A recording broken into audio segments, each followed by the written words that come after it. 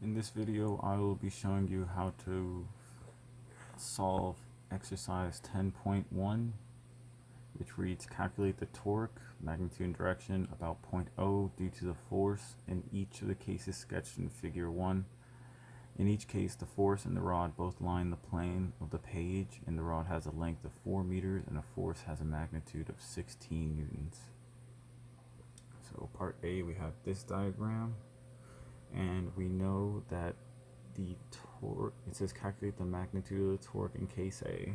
So we come down here where I've already solved it, and we know that the equation for torque is T, which is the torque, equals the radius times the force, and then sine of the angle, which the force acts on. So we just plug in the numbers that we already know. The radius is 4. We have 16, we multiply that by 16 newtons to the sine of 90 degrees, because that is the force in the angle that the force is acting upon in diagram A, and we get 64 newtons per meters. Part B reads, find the direction of the torque in case A. And we know since the force is coming counterclockwise, it goes out of the page. So then we move on to part C, which part C has us looking at this diagram, and we do the exact same thing that we did in part A.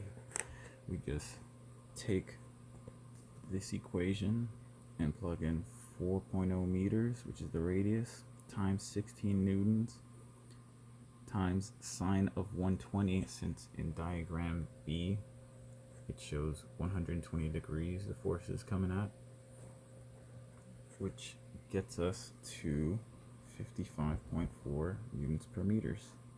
And it is counting, and the force is the magnitude of the torque,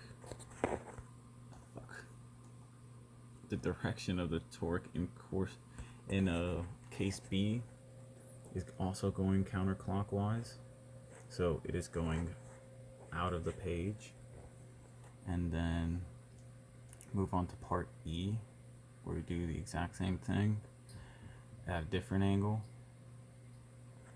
So we come down here to part E, where I plug in the numbers once again.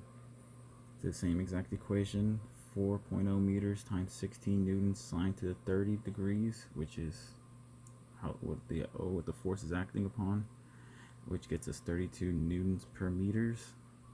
And the force is going counterclockwise, so it goes out of the page. Now we move on to part G. And part G tells us to look to calculate the magnitude of the torque in case D. So we move over here to the diagram of D, and this one's a little different because the force is acting upon probably midpoint of the rod. So we have to tweak our calculations a little bit. So we come down here in part G for the radius, which the force is acting upon.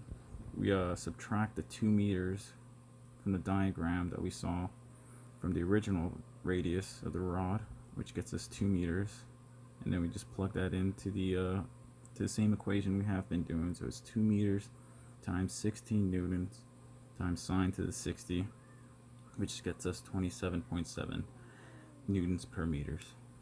And this force is actually going into the page because it is going to make the rod move in a clockwise motion.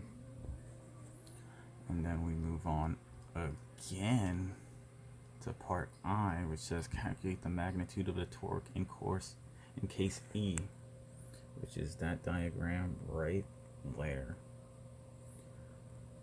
So we go down here, and since the force was acting upon the origin point itself, right there you can see that the radius is going to be 0, so the torque is going to be 0. And then of course the direction of the torque is going to be 0 because the torque is 0. Move on to part K, it says calculate the magnitude of the torque in case F.